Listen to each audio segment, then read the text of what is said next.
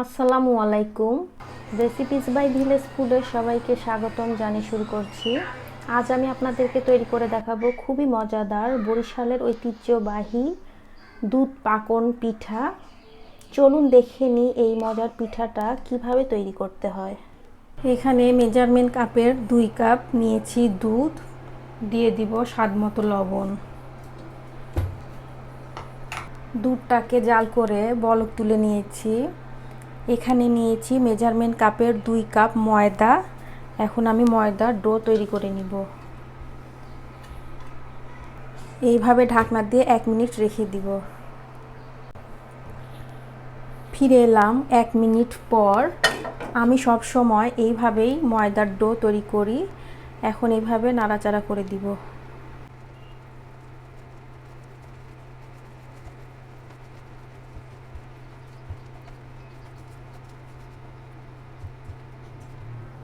ডোটা পারফেক্ট না হলে পিঠাটা ভালো হবে না। এখানে পারফেক্ট হয়েছে ডোটা। এখন আমি চুলাটা বন্ধ করে ঢাকনা দিয়ে এইভাবে 5 মিনিট রেখে দিব। ফিরে এলাম 5 মিনিট পর। ডোটা খুব ভালোভাবে সেট হয়েছে, দেখুন কত সুন্দর হয়েছে। এখন এইটার গরম ভাপটা বের করে দিয়ে মথে নিব।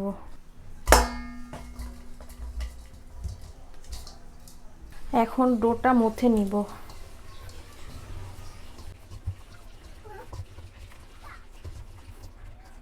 9 থেকে 10 মিনিট এইভাবে মথে নিলেই ডোটা এইরকম মসৃণ হয়ে যাবে। এখন আমি এখানে একটি ডিম ফেটিয়ে রেখেছি, এটা দিয়ে ভালোভাবে আবার মথে নিব।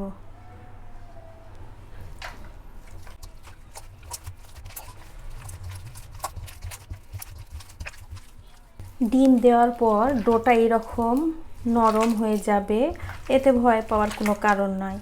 এইভাবে মথতে মথতে দেখবেন একদম পারফেক্ট হয়ে যাবে। মিনিট 10 এইভাবে মথে নিয়েছি। এখন এই ডোটা পারফেক্ট হয়েছে। এখন পিঠা বানানোর জন্য এই ডোটা তৈরি হয়ে গেছে। দেখুন কতটা সফট হয়েছে। এখানে ডোগুলো আমি এই রকম গোল গোল বল করে নিয়েছি।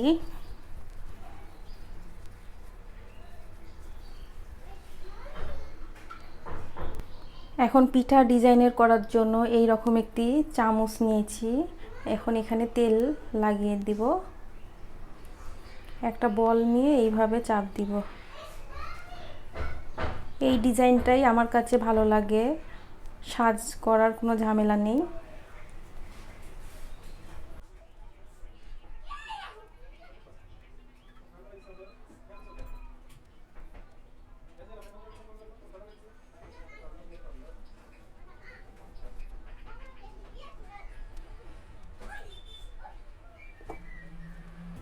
সবগুলো পিঠার ডিজাইন করে নিয়েছি।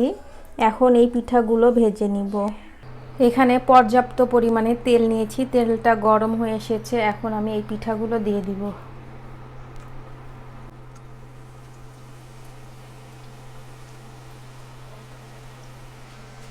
পিঠাগুলো এক পাশ হয়ে আসলে উল্টিয়ে দিব।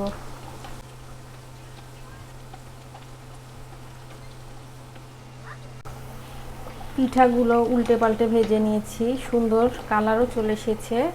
এখন আমি এগুলো উঠিয়ে রাখবো। এখানে 1 লিটার দুধ নিয়েছি, দুধটাকে জাল করে রেখেছিলাম। এখন এখানে দিয়ে দিব তেজপাতা, দারচিনি, ছোট এলাচ দিয়ে দুধটাকে বলক তুলে নিব। দুধটাকে জাল করে বলক তুলে নিয়েছি। এখন এখানে দিয়ে দিব চিনি। আপনারা যেমন মিষ্টি পছন্দ করেন সেই অনুযায়ী চিনিটা দিবেন। এখন দুধটাকে জাল করে প্রায় 1 কাপের মতো কমিয়ে নিব। দুধটাকে খুব ভালোভাবে জাল করে একটু কমিয়ে নিয়েছি। এখন চুলাটা বন্ধ করে রাখবো।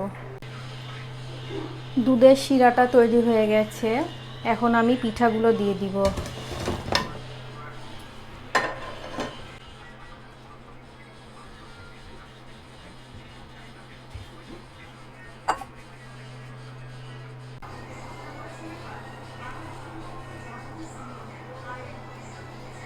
পিঠাগুলো দেওয়ার পর 2 মিনিট জাল করে নিব।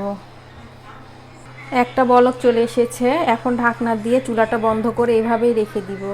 তৈরি হয়ে গেল খুবই মজাদার দুধ পাকন পিঠা। এই রকম মজার মজার রেসিপি পাওয়ার জন্য প্লিজ চ্যানেলটি সাবস্ক্রাইব করে সঙ্গেই থাকবেন। ভিডিওটি দেখার জন্য সবাইকে ধন্যবাদ। আজ এ পর্যন্তই। সবাই ভালো থাকবেন। আল্লাহ হাফেজ।